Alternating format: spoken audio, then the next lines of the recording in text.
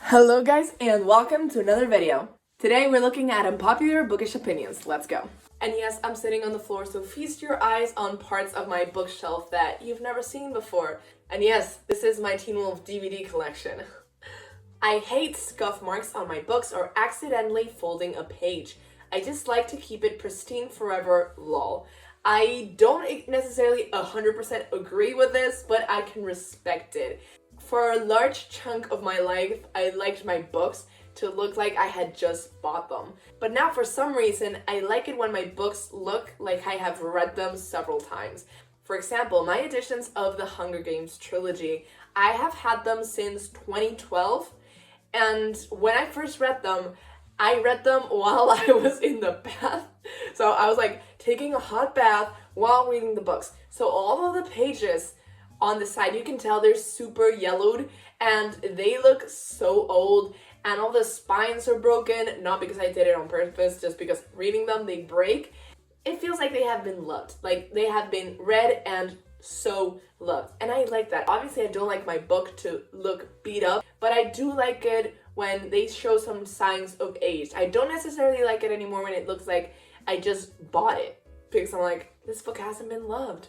Which is also one of the reasons that when I buy a second edition of a book that I already have, I never develop as much feelings or nostalgia for it, because if I haven't read that book, even though obviously I've read that book, but not that specific version of it, well, the one that I've read, the one that made me feel those feelings was the other one, even though this one might be prettier and might be a special edition. I'm like, you're not my favorite child. But in terms of accidentally folding a page, I do completely agree with that. If I'm gonna fold a page, it's gonna be on purpose, and then I don't mind it because I do dog ear some of my books.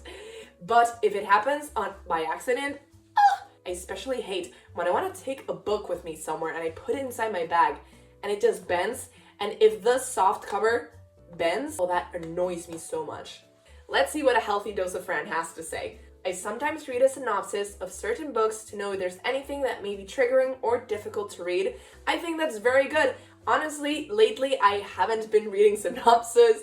I hate that I'm like this, but I've been kind of like the judge a book by its cover lately, and I'm like, that book has a pretty cover. I have no clue what this is. I know like one sentence that has to do with the book. I'm like, I don't need to read the synopsis. I don't know why this has been like a sudden change for me this year. I feel like I want to be surprised by a book, so I don't read the synopsis anymore, which also leads me to read a lot of books that I'm not gonna love, because obviously if I haven't read the synopsis, I can't judge if the book is gonna be for me or not, so I'm getting a lot of surprises. So there's pros and cons to every method, but I do understand, like, if you find certain kinds of content triggering, then read synopsis all you want. I completely respect that and agree with that. You should do that. So yeah, agreed. Sometimes I read the last sentence before starting the book, and yes, I got massively spoiled a few times. I did this so much when I first started reading. I was like, oh, because it's very interesting, okay? Besides spoiling yourself, it's interesting how you can read one line and it means nothing to you the first time you read it, but 300 pages later, you read it again, and it's like, whoa, so that's what it meant. And it's really crazy, but at the same time, there are some lines that really, really spoil everything that happened in the book. Right now, one that comes to mind is the ending of Catching Fire, where Gale is like, there's no more District 12. So that's a pretty big spoiler. There are some lines that are more like metaphorical and like inner monologue thoughts that don't contribute to the plot, that just like wrap things up nicely and are not that spoilerish, but there's some other lines that are very spoilerish, so you have to be careful with that. I used to do it a lot, and I think it's very interesting, but I wouldn't do it anymore on purpose with a book that I think I might like.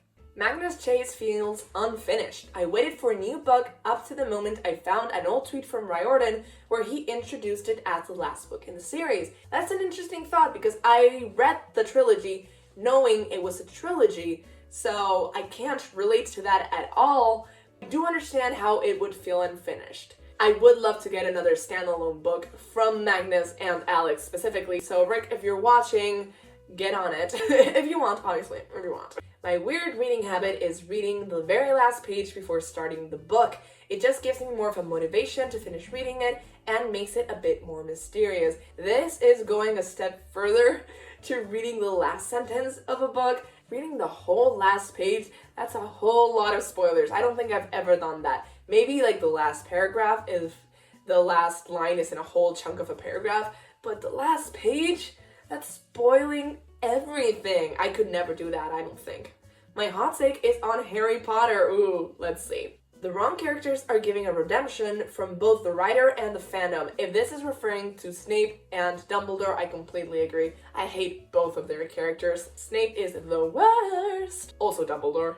Also, people are starting to hate on Harry Potter just because the author is a bad person. I think we should know to separate the art from the artist. I think this is a fair point, but I can see both sides of the issue. I've never been like the biggest Harry Potter fangirl, but I've always liked Harry Potter. I've liked the movies and I liked the books when I read it. I don't support JK Rowling in any way, shape, or form, and I don't think she's a good person generally. However, I do think it's valid to still like the books and to still like what they mean to you, because it means different things to different people, and to still like preserve the original meaning and the feelings that they got from that book series. However, if you want to boycott JK Rowling and don't want to see anything Harry Potter related ever again, that's also cool by me. It's your own life. You can do whatever you want. The thing is, you can't hate people who still like Harry Potter, okay? Do I think you shouldn't support JK Rowling? Yes, maybe you shouldn't support her, but at the same time, let people do what they want. It's their own lives, it's their own money at the end of the day. If they just want to reread the books or rewatch the movies, that's completely fine. It's a story that probably impacted them a lot when they were younger and they have a lot of nostalgia around it. Honestly, I do think it's a good book series. I've kind of been really wanting to reread it lately just to have it fresher in my mind and to have an adult opinion on it. But I don't know, let me know if I should reread it down in the comments. Also, the Riordanverse is becoming way too big. Even if I'll always be in love with every Riordan book, I think he needs to stop writing because it's all too much and there are too many plot holes everywhere and he never sticks with canon. Shots fired. So I'm a person who loves stories that when you get to the ending, it's clear that the author or the writer always had that ending in mind. So when you watch the story or when you read the story, everything makes sense because things slowly fall into place. If you're in part 1 of the story and then you're in part 5, you're like, okay, this went from this to this to this. Every step makes sense. It was all so well thought out. It's just a very satisfying conclusion of all the plot points and character arcs. Yes, I'm thinking about Fullmetal Alchemist. That series is so good. However, there are some series, like Teen Wolf, for example, that don't know when to quit. Sometimes it's okay to just have 3 seasons or 3 books. It doesn't have to go on forever, because if it goes on forever, then each season you're like, okay, we have to up the stakes, we have to do something cooler, we have to make the world bigger, and it just doesn't make sense for there to suddenly be like 100 different creatures in a world where it was only established that werewolves existed at the beginning. Okay, yeah, we're learning more with this character, but things don't make sense anymore, okay? Stop adding whatevers. What I'm saying is that it's okay for things to end. However, in this case, I don't really mind it because for me, things did end. I've been a part of the fandom for so long and I've been reading his books for so long that for me, I'm like, well, whatever is canon, I don't care. I can choose whatever I want to be canon for me. Like, I live in my own head canons now. My world doesn't crumble if something happens canonically and I'm like, I don't agree with that. So I can just look the other way, read a fan fiction, or just live happily in my own fantasies about what happens in this world. However, as I said before, things should end. And this, I feel like, more than for old fans, it's very daunting to start reading Rick Riordan now. I've gotten a lot of comments on my How to Read the Rick Riordan Books video about people just being like, damn, I just wanted to read a 5-book series and you're telling me there's like 30 books. Also, there's more content, so I think there's like pros and cons, like I said before, to everything. For me, the best thing would be for just Percy Jackson and the Olympians to exist. I would be happy with nothing else besides that existing. If we've gotten to this point, might as well get a few more books out of it, right? I mean, it's been over a decade that I've invested into this universe, so what's a few more years? For habits, I usually dog-ear pages and read without the dust jacket on. I also hate reading spice in books. Very interesting opinion. I don't always do this, but recently I reread the Aristotle and Dante, Discover the Secrets of the Universe, and I loved it so much I was like, I need to dog-ear this because some of these quotes are hitting me so hard that I need to read them over and over again until they become all of my personality. Actually, after dog-earing them, I highlighted them so I could find them better. When someone else does that to their own books and they lend it to me, it feels so special to get into one of those dog-eared pages because I'm like, okay, this page or this passage really meant something to them and it was so interesting to them that they dog-eared it. And now I can see what impacted them from this story. And I also like it when my friends annotate their books or highlight sentences or quotes from their books because I'm like, it feels like you're experiencing the book from their eyes and from their perspective. And it's a very unique reading experience that I love having. However, if you ever do that to someone else's book without their permission, you're dead to me. Reading without dust jackets on, I think that's not a hot take. I do that a lot all the time. The bottoms and the tops bend, so it's very uncomfortable. And also hating reading spice in books, I cannot relate. Unfortunately, I love spice in books. I'm not proud of it, but I'm also not proud of it. So it's just, it is what it is. It's not a bad thing. It's just a personal preference thing. Maybe you haven't read spice that is well written, or maybe you just don't like spice in general. Fair enough, I say. I struggle to never DNF a book. So you struggle to not finish a book. I would say it's the same for me. It's not that I struggle with it, it's that I won't do it usually. For me, if I've already wasted like a day of my time reading this book, like even 2 hours getting through the first 50 pages, I'm like, well, I'm gonna waste more of my time till I finish this book because I like knowing everything about a book to actually criticize it. So if I am going to hate this book, I want to be able to give really well-rounded arguments. So you're like, oh, you can't hate the Twilight books, you haven't read them. Well, now I have. I read 4 of them during quarantine so I could actually hate on them, and I was so proud because they were actually super bad, worse than you might think. So I'm like, now when I criticize them, I'm like, yeah, I can do this. And I have very good arguments because I freaking read them. So yeah, I don't tend to DNF books unless it's like very, very bad or it really goes against something I believe in. But I want to finish that book so I can rant about it. Hate reading is a really real thing for me. I prefer to read the book before watching the movie. I think a lot of people would agree, and I agree. Unless it's something that I don't care about, I always flip to the last page before I read a book. I feel like a lot of you have serious issues with this. Maybe you should stop. You're gonna spoil everything. Just because a book is a classic, it doesn't mean it's actually good. 100% agree. I feel like most people agree, except, classic snobs. Honestly, most classics I've read have been in school, so I haven't read a classic in a while, except Pride and Prejudice, so I would be open to reading more classics. I am going through a phase in my life where I have decided to expand my mind, okay, and my reading habits. What I'm doing is I'm varying between reading an easy / young adult read or a more adult / harder read. And then I'm varying between the two, and I don't know, I want to have like a wider variety of books that I read. Having read so much garbage in February, like a lot of mindless books that you're not gonna like, but you read because it's funny. Reading Aristotle and Dante, I'm gonna be so annoying about this in the next few videos, but that book, I had already read it, but I decided to read it again so I could read the sequel knowing what was going on. I'm not gonna say it changed my life, but it had a really big impact on my life, on the way I think and the way I read. It touched me. A book hadn't touched me like that in so long that, I don't know, it just means a lot to me, and now I want to be more like critical with what I read, and I know I don't have forever on earth to read any kind of book, so I don't want to waste all my time here just reading bad fiction just because it might be funny. I actually want to find books that I know I'm gonna fall in love and that make me think. So I guess some books really do make you mature. Fans are too harsh on loose adaptations. Those that change the details of the plot but stick to the broad strokes as well as the characters and themes of the book.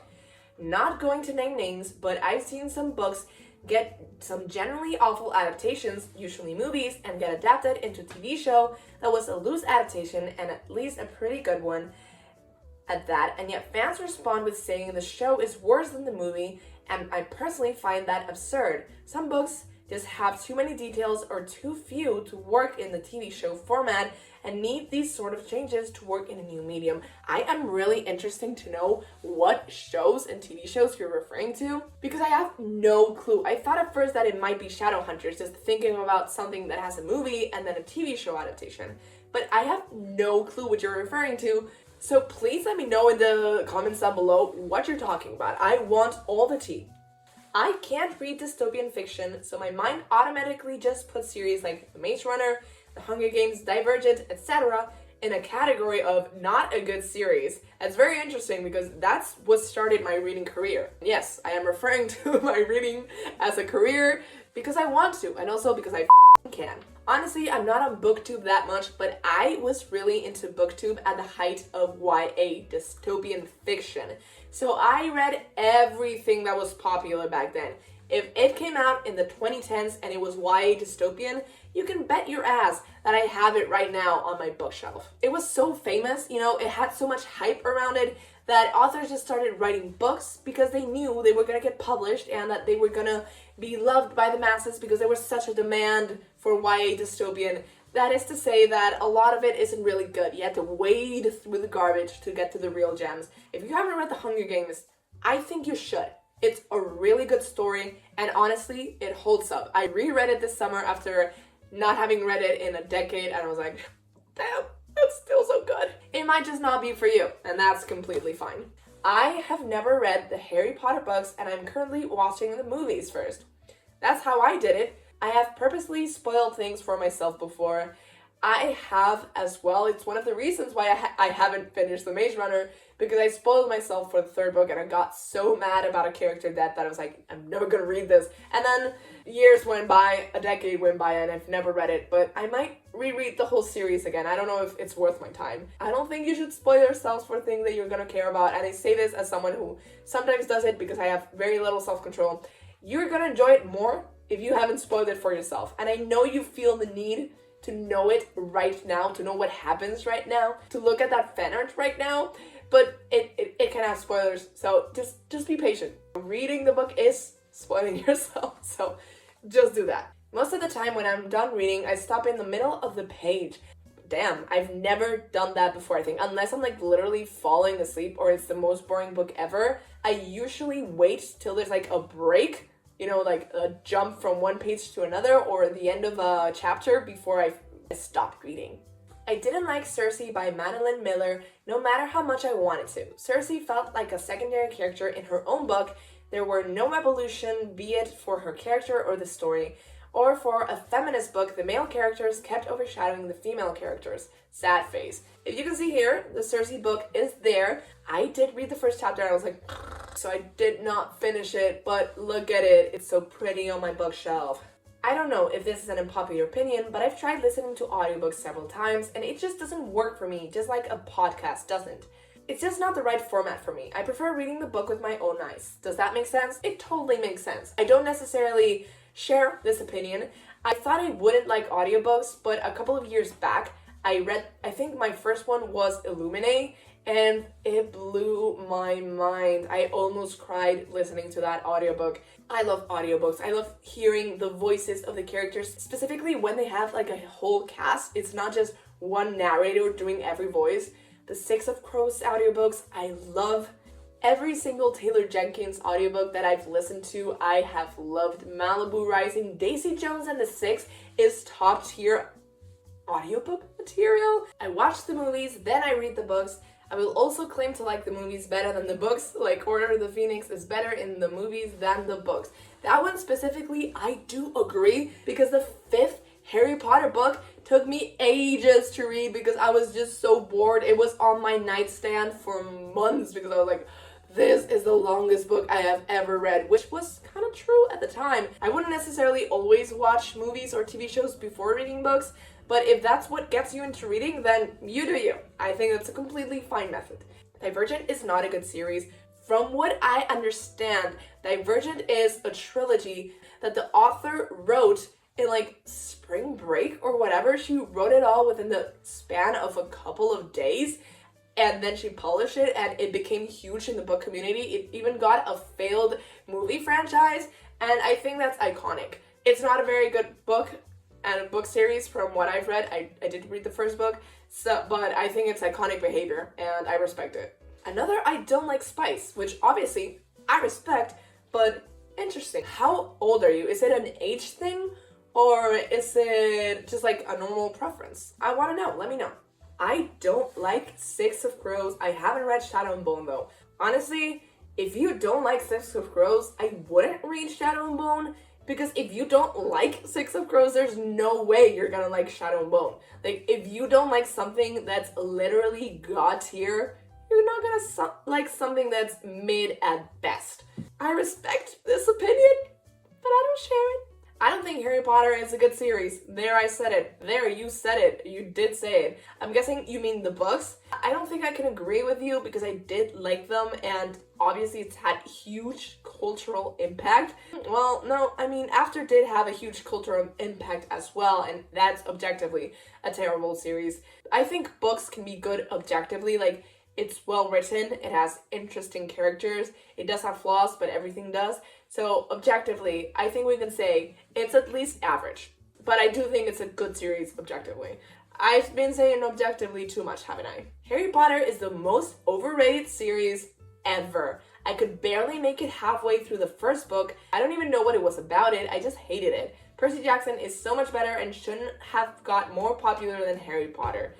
This is one of the things that I don't like. Pitting fandoms against each other. Just because you don't like something doesn't mean that something else which you do like is necessarily like the best thing in the world and everyone should love it.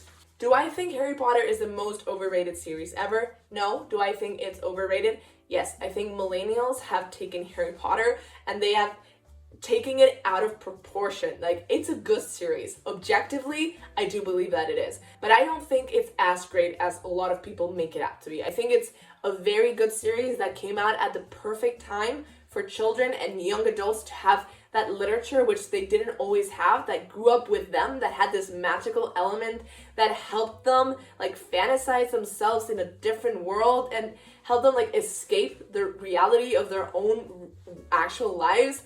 I think it just landed in the perfect time. So it was like the perfect recipe for a bestseller book. I can't say objectively that Percy Jackson is better than Harry Potter. They're two different things.